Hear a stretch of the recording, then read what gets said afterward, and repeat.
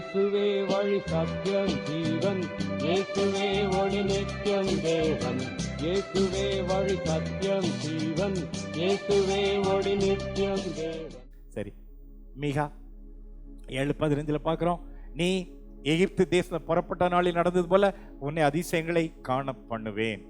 அதாவது எகிப்து என்றால் விக்கிரம் நிறைந்த இடம், எகிப்து துன்மார்க்கம் நிறைந்த இடம், எகிப்து அக்கம் பக்கம் பார்த்து யாருமே இல்லை என்று தப்பு பண்ணின ஒரு இடம். ரட்சிக்கப்படுவதற்கு முன்பதாக நாம் இருந்த வாழ்க்கை எகிப்தை குறிக்கிறது. அதற்கு பின்பு எகிப்திலிருந்து கானான் தேசத்துக்குள் நாம் வருகிறோம், பிராமிஸ் லேண்டுக்குள்ள வர்றோம். எகிப்திலிருந்து புறப்பட்ட நாளிலே அதிசயங்கள். இது என்ன சொல்றேன் அப்படின்னா, சின்ன பிள்ளைங்க என்ன கேட்டாலும் நம்ம கொடுப்போம். இப்ப 1 வயசு குழந்தைக்கு குழந்தை சாப்பிடணும்னா என்னது கொடுக்குறாங்க தெரியுமா? மொபைல். இல்லை நிறைய வீட்டில் பார்க்குறேன், குழந்தைகள் சாப்பிடணும் அடம் பிடிச்ச என்ன பண்ண தெரியும், மொபைலை கொண்டு கொடுத்துருவாங்க. நீங்கள் கொடுத்துருக்கீங்களா? கொடுக்குறாரு போல இருக்க. நிறைய பேர் அதான் கொடுக்குறாங்க குழந்தைகள். அது தவறோ இல்லையோ, நான் அதுக்குள்ள உள்ள போக விரும்பல, அந்த சப்ஜெக்ட்ல போகல. அப்போ அந்த குழந்தை சாப்பிடணுங்கிறதுக்காக அந்த குழந்தை எதையெல்லாம் கேட்குதோ தாய் கொடுப்பாங்களா கொடுக்க மாட்டாங்களா? கொடுப்பாங்க. அந்த குழந்தை அழக்கூடாதுங்கிறதுக்காக கேட்பாங்க. அதுக்கப்புறம் ஒரு டீனேஜ் வந்த பிறகு எந்த தாய் 1 வயசுல மொபைலை கொடுத்து அந்த குழந்தையை அழுகை நிறுத்துறாங்களோ அதே தாய் என்ன சொல்ல தெரியுமா? எப்ப பாரு மொபைல்லையே இருக்கிற மூதேவி சொல்லுவாங்களா சொல்ல மாட்டாங்களா? அந்த குழந்தை தான் கொடுத்து வளர்க்குறோம். ஆனா அதுக்கப்புறம் புக்கு எடு, சப்ஜெக்ட் எடு அப்படின்னு நம்ம சொல்ற மாதிரி இயேசுவை ஏற்றுக்கொண்ட உடனே நம்ம ஜெபங்களுக்கு எல்லாத்துக்கும் உடனுடனே பதில் கிடைக்கும். ஒரு ஊழியக்காரர், ஒரு தேவமரசன் சொன்னார், பல ஆண்டுகளுக்கு முன்னதான், 30 வருஷம் முன்னாள் நினைக்கிறேன். அவர் சொன்ன இதுல இருந்து எனக்கு ஞாபகம் இருக்குது. அதாவது முதல்ல நம்ம குழந்தை விசுவாசிகள் ரட்சிக்கப்பட்ட உடனே ஞானஸ்நானம் பெற்று பரிசாய் பெறும், ஆலயத்தை ஒழுங்கா போகிறோம், கிறிஸ்தவ வாழ்க்கையில வரும் பொழுது என்ன கேட்டாலும் ஆண்டவர் உடனே கொடுப்பாராம். உடனே எஸ் எஸ் எஸ். அதுக்கப்புறம் என்னாகும்?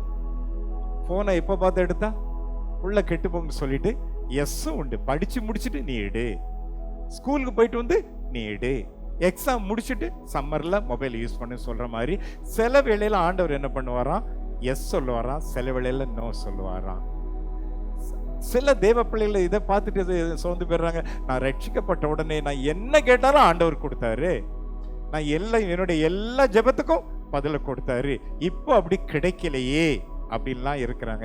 இப்போ ஆண்டவர் சொல்றாரு, நீ எகிப்திலிருந்து புறப்பட்டாய் அல்லவா, ரட்சிக்கப்பட்ட புதுசுல நீ என்னென்னலாம் ஆசைப்பட்டியோ அதெல்லாம் நான் கொடுத்தேனே, நீ என்னெல்லாம் ஜெபம் பண்ணியோ அதெல்லாம் நான் கொடுத்தேன்ல, அதே மாதிரி அந்த நாட்களில் கொடுத்தது போல இனிமே நான் உனக்கு நோவே கிடையாது, எஸ் எஸ் எஸ்ன்னு தரப்போகிறேன். அல்லேலூயா. இதெல்லாம் உங்களை உணர்ச்சி போல ஜெப வேளையில கர்த்தர் கொடுத்த தீர்க்கதரிசன வார்த்தைகள், தீர்க்கதரிசன வார்த்தைகளை எடுத்துக்கொள்ளுங்கள். எகிப்திலிருந்து புறப்பட்ட அந்த ஆவிக்குரிய வாழ்க்கையில நடந்ததுல துவக்கத்துல எப்படிலாம் உங்களுக்கு நீங்க ஆசைப்பட்டதை கொடுத்தாரோ வர்ற நாட்கள்ல நடக்க போயிருது. நியாயாதிபதிகள் 13-18 எடுத்து வைத்துக் கொள்ளுங்கள். அது நமக்கு தெரிந்த ஒரு பகுதி தான். மனோவா தம்பதியருக்கு அநேக ஆண்டுகள குழந்தை இல்லாம இருந்தது. அவரோட மனைவி வெளியே போகும்போது தேவனுடைய தூதனார் உனக்கு குழந்தை பிறக்குன்னு சொன்னாரு. இந்தமா போய் கணவன்கிட்ட சொன்னாங்க. அவங்க கணவரை கூட்டிட்டு வந்தாங்க. தேவ தூதனார் பார்த்தாங்க. அவரு சொன்னாரு, இதெல்லாம் சொல்றீங்களே ரொம்ப நாளாச்சு, எங்களுக்கு அது நடக்கிறதுக்கு சான்ஸே இல்லை, நீங்க யாரு அப்படின்னு சொல்லும்போது அவர் என்ன பேர் சொன்னாரு? அதற்கு கர்த்தருடைய தூதனானவர், என் நாமம் என்ன என்று கேட்க வேண்டியது என்ன, அது அதிசயம். Why do you ask my name? The angel of the Lord replied, it is too wonderful for you to understand. அதாவது நீங்க புரியறதே கஷ்டம். அவர் அதான் சொல்ல, அதிசயங்கிறதுக்கு அதுதான். நம்ம ஒரு தாய் தகப்பன் எடுத்துருங்க, 2 பிள்ளை பத்தி அந்த பிள்ளைகளை நம்மளை புரிஞ்சுக்கிட முடியுதா? இல்ல சபையில 50 ஆத்மா 100 ஆத்மா இருக்கு, 100 ஆத்மாவே உங்களால ஒரு பாஸ்டால புரிய முடியுதா? ஒன்னொன்னு ஒவ்வொரு பக்கம் இழுக்குல்ல, இழுக்குதா இல்லையா? அந்த 2 பிள்ளைய நம்ம வீட்டுல சமாளிக்க முடியாம நாம இருக்கிறோம். 50 ஆத்மா 100 ஆத்மாவை அதை நம்ம சமாளிக்கவே முடியல. உலகத்துல இன்னைக்கு எத்தனை கோடி ஜனங்கள்? 800 கோடியா? சீக்கிரம் 1000 நெருங்கிரும் போல இருக்க. 900க்கு மேல் கோடி ஜனங்கள் எல்லாம் ஒரே நேரத்துல ஜெப குறிப்பு சொல்லுது. ஒரே நேரத்துல ஆண்டவர்கிட்ட பதில் கொடுக்கறாங்க. அவ்வளவு பேரை சமாளிக்கிறாரே. ஒரு அல்லேலூயா சொல்லுங்களேன்.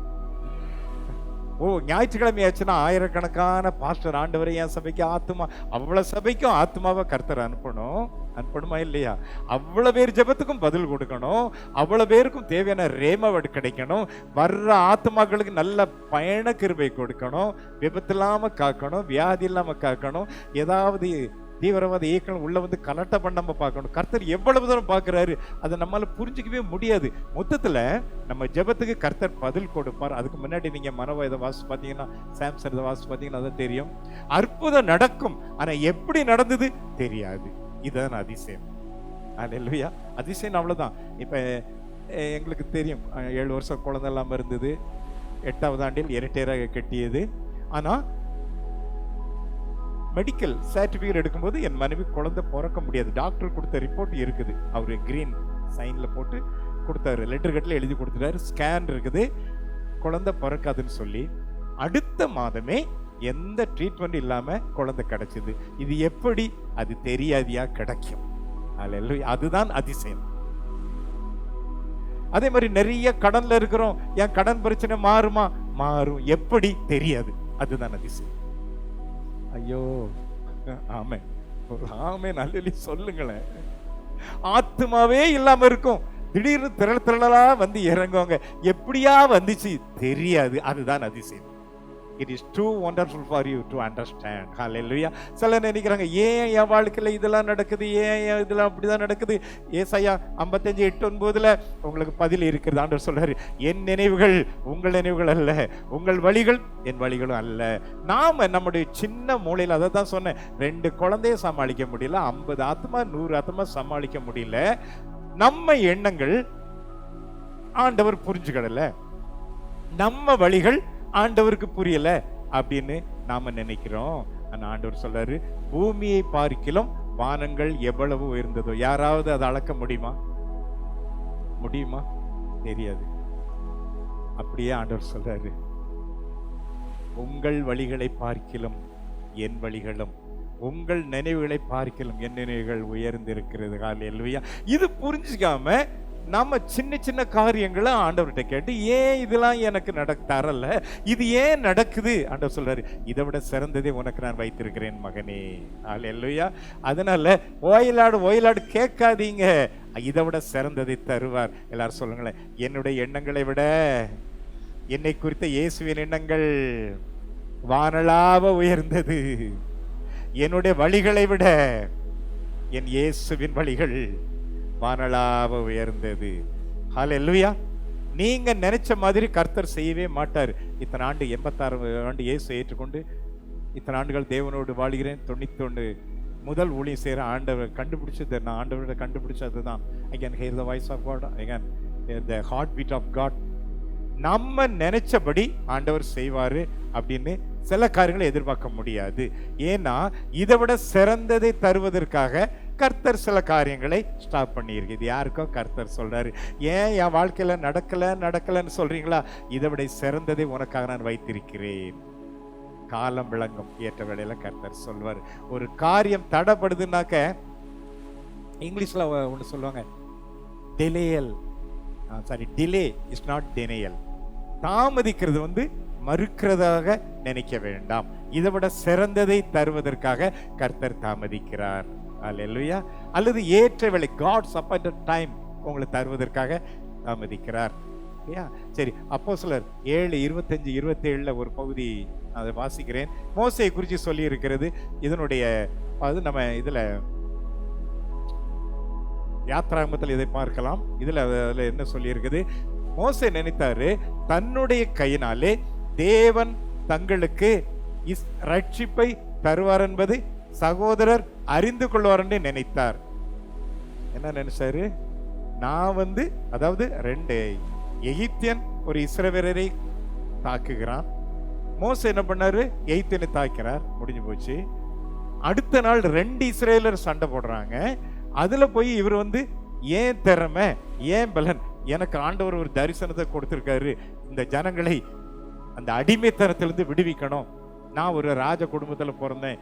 நான் இந்த சகல கலைகளையும், ஆய கலைகள் 56 66 64 ஏதோ ஒண்ணு கற்று தேர்ந்திருக்கிறேன், நான் போய் சமாளிக்கலாம்னு சொல்லி போனாரு. எகிப்தியன்கிட்ட அவர் சமாளிச்சிட்டாரு, ஆனா இஸ்ரேலிட்ட சமாளிக்க முடியல. அவர்களும் அதை அறியவில்லை. பிறனுக்கு அநியாயம் செய்தவன் அவனை பிடித்து தள்ளி, யாத்திராமத்துல தள்ளிங்கிறதுல இங்க இருக்குது, பிடித்து தள்ளி எங்கள் மேல் அதிகாரம் உணவை ஏற்படுத்தினவன் யார் என்று கேட்டான். யார் தள்ளுறா? நல்லவன் இல்ல, அநியாயம் பண்றவன். ஊழியத்துல உங்களுக்கு எதிர்ப்பு வருதா? நல்லவன் பண்ண மாட்டான், அநியாயம் பண்றவன் தான் பண்ணுவான். ஊழியத்துல உங்களுக்கு போராட்டம் வருதா? நீங்க யாருக்கு உதவி செய்ய போறீங்களோ அவன் தான் போராட்டம் பண்ணுவான். சரி, இப்படிப்பட்ட நிலையில என்ன பண்றாரு? மீதியான் தேசத்துல போய் ஆடு மேய்க்க போயிட்டாரு. இவர் என்ன நினைச்சாரு? என்ன ஒரு தலைவனாக்குவார், இந்த ஜனங்களுக்கு நான் தலைவனாக இருக்க போறேன், கர்த்தர் எனக்கு கொடுத்த தாளந்தை வச்சு நான் இந்த ஜனங்களை விடுவிக்க போறேன்னு நினைச்சாரு. ஆனா என்ன நடந்தது? அங்க போய் பிள்ளை பத்து பேர் வைக்கிறார் பாருங்க, கெர்சோன். கெர்சோன்னா பரதேசின்னு அர்த்தம். I am a stranger in this land. யாருமே இல்ல அவனுக்கு உதவி செய்யறது. இவர் என்ன நினைச்சாரு? எனக்கு அங்கீகாரம் வரும், நான் ஆளுகை செய்ய போறேன்னு நினைச்சாரு. கடைசியில இருந்து ஆளுகையும் வழி இல்ல, தான் மட்டும் சாதிச்சா இல்ல, வாழ்ந்தா போதும் அப்படிங்கிற நிலைக்கு வந்துட்டாரு. அப்போ மோசைக்கு அந்த வேளையிலே என்ன வந்தது? தோல்வி வந்தது. அவர் நினைச்ச காரியம் நடக்கல. நம்பிக்கையற்ற நிலை. இந்த சூழ்நிலையில வயசாச்சுது, ஏறக்குறைய 80 வயசு. ஊழியத்தில் தோல்வி, நம்பிக்கையற்ற நிலை. மறுபடியும் நான் ஊழியம் பண்ணுவோமா? தெரியாது. அப்ப இவர் என்ன நினைக்கிறாரு? எனக்கு கொடுத்த அழைப்பு, அவருடைய நினைச்சிருக்கலாம், எனக்கு கொடுத்த அழைப்பு முடிந்து விட்டது, எனக்கு கர்த்தர் கொடுத்த தரிசனம் செத்து விட்டது, இனிமே அவ்வளவுதான், வாழ்க்கை ஃபுல்லா ஆடு மேய்த்து கொண்டு இருக்க வேண்டியதான், என் தரிசனம் எல்லாம் முடிஞ்சிச்சு. கல்லறையில லாசரோ புதைச்ச மாதிரி இன்னைக்கு லாசர் நீங்க தரிசனத்தை சொல்றேன், தரிசனத்தை எல்லாம் உள்ள கொண்டு புதைச்சாச்சு. நம்பிக்கையாவும் இழந்தாலும், எல்லாமே முடிந்தது என்றாலும், எந்த கல்லறையில் கல்லை புரட்டிடுவீர், என்னை மறுபடியும். எல்லாரும் சொல்லுங்க, நம்பிக்கை எல்லாம் இழந்தாலும், எல்லாமே முடிஞ்சதுன்னு நினைச்சாலும், நான் கல்லறையில் போடப்பட்டாலும், என் தரிசனம் கல்லறைக்கு போயிருந்தாலும், கல்லறையில் கல்லை புரட்டி என்னை வெளியே கொண்டு வருவீர். அல்லேலூயா. ஒண்ணு மட்டும் சொல்லட்டுமா? உங்க அழைப்பு ஒரு நாள் மாறாது, கர்த்தர் வச்ச அழைப்பு மாறாது, உங்க மேல உள்ள அபிஷேகம் மாறாது, தரிசனம் மாறாது, வாக்குத்தத்தம் மாறாது, ஒரு நாளும் அழியாது. சூழ்நிலை மாறலாம், ஆனா அழைப்பு ஒரு. எல்லாரும் சொல்லுங்களேன், என் மேல உள்ள அழைப்பு மாறாது. சொல்லுங்க, என் மேல உள்ள அபிஷேகம் மாறாது, கர்த்தர் கொடுத்த வாக்குத்தத்தம் மாறாது, எனக்கு கர்த்தர் கொடுத்த தரிசனம் மாறாது, அது ஒரு நாளும் அழியாது. கல்லறையில இருந்தாலும் கல்லை புரட்டி கர்த்தர் வெளியே கொண்டு வருவார். யாத்திராகமம் 3க்கு வாங்களேன், 3:2. அங்கே இவரு நினைக்கலாம், அழைப்ப மண்ணை போட்டு மூடியாச்சு, தரிசனத்தை மண்ணை போட்டு மூடியாச்சு, எதிர்காலத்தை புதைச்சாச்சு, எதுவுமே இல்லை.